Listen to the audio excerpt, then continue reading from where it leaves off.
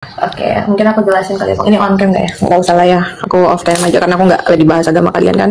Jadi gini, itu kan penjelasannya tentang Menara Babel yang dimana yang dimaksud untuk menyamai Tuhan. Pada waktu itu Menara Babel dibangun tinggi banget dan mereka bilang mereka akan membangun menara itu sampai ke langit. Ya kan? Kenapa dihancurkan? Karena mereka udah berpikir tuh. Jadi ini sebenarnya bukan ke iblis ya, sorry ya. Ini untuk Raja Babel yang serakah, yang sombong, yang mau menaikkan, yang mau membangun menara tertinggi, yang merasa bisa nih mau sampai nih ke surga. Nah, kenapa dia bintang timur yang dihancurkan? Mungkin kita belajar bahasa Indonesianya gini kali bang ya. Aku sederhanain aja.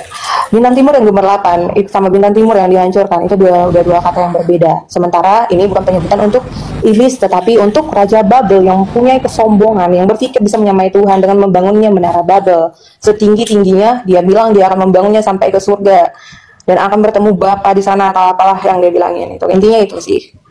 Jadi dari dua kata yang berbeda ini yang dimana katanya bintang timur yang dihancurkan dan bintang timur yang bergemerlapan itu dua kata yang berbeda ya. Itu loh bang. Baik. Sekarang begini, korelasinya dengan Yesus mengatakan angkatan jahat 3 hari 3 malam di perut bumi itu apa? Angkatan jahat diidentikan kemudian dengan 3 hari 3 malam di perut bumi. Sedangkan itu adalah tanda untuk angkatan jahat. Kenapa ke-11 murid tidak percaya tentang tanda Yunus ini? Itu dulu pertanyaan saya. Ayatnya di mana? Karena aku juga masih belajar ya. Kenapa ke-11 murid tidak percaya dengan tanda Yunus? Iya, ayat 14 tadi. Iya, ayat di mana, sorry? Di dalam Lukas 24 nomor 9 sampai nomor 11. Endingnya di nomor 11. 24 ayat 9 sampai 11. Sebentar ya, Bang.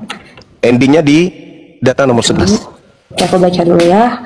Dan mereka, perempuan-perempuan datang ke kubur, pergi dari sana dan memberikan semuanya itu kepada ke-11 murid dan kepada orang-orang yang bersama mereka. Tetapi perkataan mereka itu tampak seperti omong kosong dan mereka tidak percaya kepada perempuan itu. Oke, sebentar ya bang, aku baca ayat lainnya. Nomor 11-nya? Ayat 11 ya. Ini yang ada Lukas, sebentar. Aku pakai ini soalnya. 24 ayat 9 sampai 11.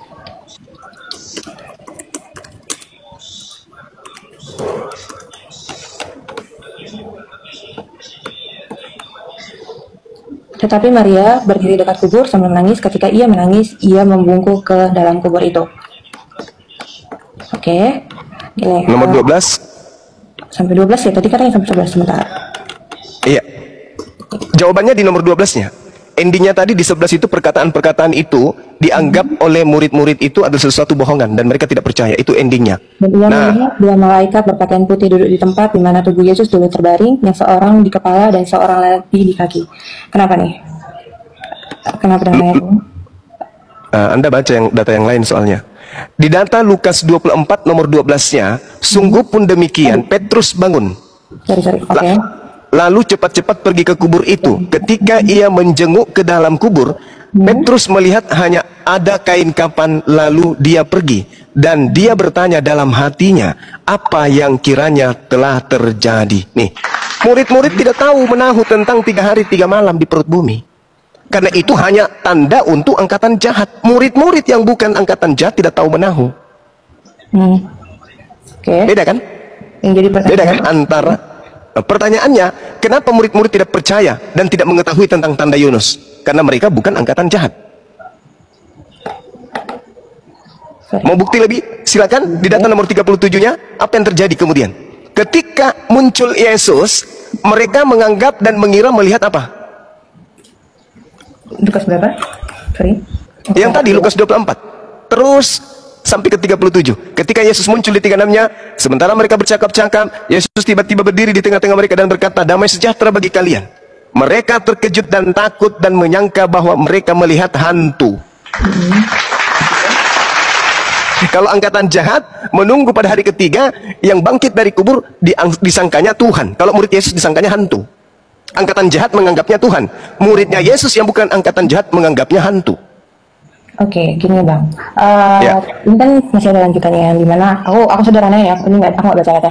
Jadi kan itu mereka menganggap hantu, tapi datanglah Tuhan. Thomas, cucukkanlah tanganmu ke dalam lubangku. Ternyata mereka akhirnya tidak mendapat. Akhirnya Thomas bilang, Tuhanku ya Allahku, karena ketika mereka mencucukkan tangannya, yang dimana kan orang tuh mikir hantu kalau dagingnya nggak ada ya, oke ya. Tapi di sini Tuhan bilang, cucukkanlah tanganmu ke lubangku. Itu lubang yang sama yang waktu disalibkan itu masih ada dan dagingnya masih ada. Akhirnya Thomas bilang, ya Tuhanku ya Allahku, ya kan? Nah, terus Jadi muridnya percaya. Yesus makan ikan goreng di situ untuk membuktikan dirinya manusia atau membuktikan dirinya Tuhan? Ketika murid-murid tidak percaya, ya? Membuktikan dirinya Tuhan. Oh, Makanya gitu. dia bilang, siapa orang yang percaya tapi tidak melihat, maka dia diberkati. Jadi ketika dia makan ikan goreng itu membuktikan dirinya hantu atau membuktikan dirinya Tuhan, dan saudari adik ini mengatakan itu untuk membuktikan dirinya Tuhan. Makan ikan maksudnya? Ya kan dia minta ikan kan? Adakah di antaramu di sini yang memiliki makanan? Mereka kemudian memberikan sedikit madu dan ikan goreng. Yesus mau makannya. Pertanyaan saya, Yesus makan ikan goreng untuk membuktikan dia bukan hantu, untuk meyakinkan muridnya aku bukan hantu loh, atau supaya mereka menganggap dirinya Tuhan? Yang paling utama itu ketika Tuhan Yesus bilang, cucukkanlah tanganmu ke lubangku. Ya, lalu kemudian muridnya kaget, takjub. Sama seperti ketika kami melihat ada orang ditabrak mobil, boom, tapi orang itu terpental dan tidak mati. Seketika kami mengatakan apa? Ya Allah ya Rabb, ya Allah ya Rabb, ya Tuhanku. Apakah orang yang ditabrak mobil ini Tuhan? Jadi gini loh Bang, Tuhan Yesus kan mati. Tuhan Yesus itu mati, bukan orang yang ditabrak tapi dia nggak mati, atau bukan Tuhan yang disalibkan tapi dia nggak mati. Jelas dia mati, dicucuk. Bahkan untuk memastikan kematian Tuhan Yesus, masih dicucuk loh lambungnya, ginjalnya, sampai dia mati. Justru Yesus kemudian menunjukkan, inilah tanganku, inilah kakiku, buktinya aku tidak mati, bukan bangkit dari kubur. Kalau bangkit dari kubur berarti dia hantu. Bukan bangkit dari kubur jadi Tuhan. Itu ajaran Paulus, Roma 14 nomor 9. Untuk itulah Yesus mati, agar ia bangkit dari kematian, agar dia bisa menjadi Tuhan. Itu. Tapi ini Yesus di Lukas 24 ingin membuktikan dirinya, aku bukan hantu loh, aku orang yang hidup loh, bukan hantu aku ini, aku bukan setan. Ada apa dengan kalian? Mengapa kamu terkejut? Dan apa sebabnya timbul keraguan-raguan di dalam hati kamu? Lihatlah tanganku, lihatlah kakiku, aku sendirilah ini, rabalah aku, lihatlah aku. Karena hantu tidak makan daging, apa? Karena hantu tidak berdaging dan tidak bertulang, seperti yang kamu lihat ada padaku. Aku ini adalah manusia. Adakah di antaramu yang memiliki makanan? Untuk membuktikan itu, diberikanlah ikan goreng, makan. Untuk membuktikan dia bukan hantu, bukan membuktikan dirinya Tuhan. Kita kembali dulu ya Bang, aku jelasin. Untuk yang pertama kali, kalau Tuhan Yesus itu nggak menunjukkan kalau misalnya kayak datang ke dunia ini disalibkan terus mati dan bangkit, nggak menunjukkan kalau misalnya kayak aku manusia yang bisa bangkit nih, bukan kayak gitu. Tapi dia menunjukkan apa yang aku firmankan dan aku sudah menggenapinya hari ini, itu berlaku gitu loh. Kan Tuhan Yesus pernah bilang ya, sebentar ya ayat yang aku cari, kalau misalnya dia ke bumi ini untuk penyaliban dan dia akan bangkit di hari ketiga, itu udah ada firmannya bahkan sebelum Tuhan Yesus mati. Di mana itu tertulis? Lukas 24 yang ini. Lukas 24 nomor 46 gitu. Sebentar.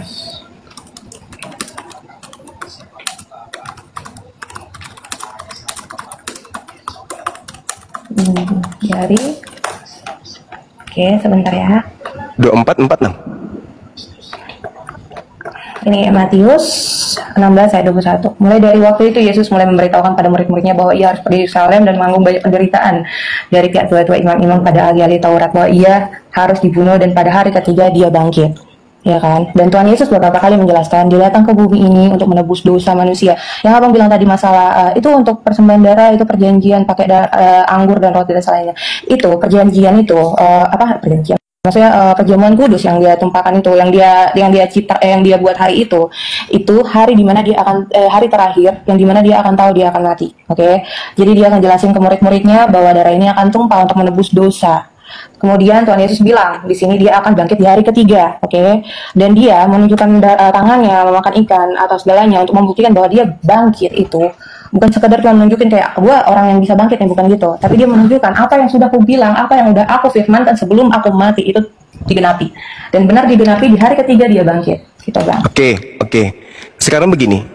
Saya mengutip Lukas 24 nomor 44, inilah perkataanku yang telah kukatakan kepadamu ketika aku masih bersama-sama dengan kamu, yakni bahwa harus digenapi semua yang tertulis tentang aku dalam kitab Taurat, kitab Nabi-Nabi, dan kitab Mazmur.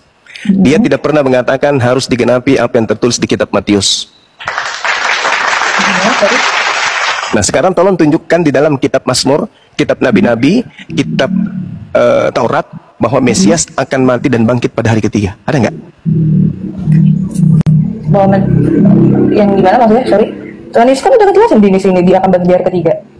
Iya, tapi kan Yesus mengatakan, inilah perkataanku yang telah kukatakan kepadamu ketika aku masih bersama-sama dengan kamu, yakni bahwa harus digenapi semua yang ada tertulis tentang aku dalam kitab Taurat, dalam kitab Nabi-Nabi, dan kitab Mazmur.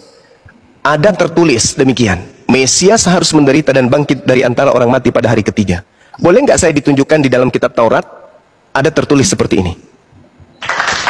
Oke, yang mengatakan Tuhan Yesus akan bangkit di hari ketiga ya. Iya. Oke. Pertama ada di Matius 17 ayat 2. Itu bukan kitab Nabi-Nabi, dan itu bukan kitab Taurat, dan itu bukan kitab Mazmur. Yang harus digenapi itu di Mazmur, di kitab Nabi-Nabi, dan juga di kitab Taurat. Lukas 24 nomor 44 sampai 46. Yesus tidak pernah menyebut kitab Matius. Matius itu dituliskan nanti di tahun 62. Yesus berkata sebelum tahun itu. Dan Yesus menunjuk harus tergenapi yang telah tertulis. Ada tertulis demikian, Mesias harus menderita dan bangkit di antara orang mati pada hari ketiga. Ada tertulis, berarti itu sudah tertulis. Dan Yesus mengatakan di data 44-nya di Lukas 24 tadi, dikatakan tertulisnya di Taurat, tertulisnya di Mazmur, tertulisnya di kitab para nabi. Tolong tunjukkan saya di mana di Taurat Mesias mati bangkit pada hari ketiga. Jangan ambil dari kitab yang baru tertulis di nanti tahun 62. Oke, dari Hosea 6 ayat 2, itu dari perjanjian lama ya. Sesudah 2 hari ia akan menghidupkan kita, pada hari ketiga ia akan membangkitkan kita dan kita akan hidup di dalamnya. Itu tertulis di mana? Di Hosea 6 ayat 2. Di Hosea? Iya. Oke. Kalau Anda membaca Markus 16 nomor 16, kitab Taurat dan kitab Nabi-Nabi hanya berlaku sampai Yohanes. Oke. Lukas 16:16. Berarti hendaknya berang sampai ke Yesus. Oke, sebentar.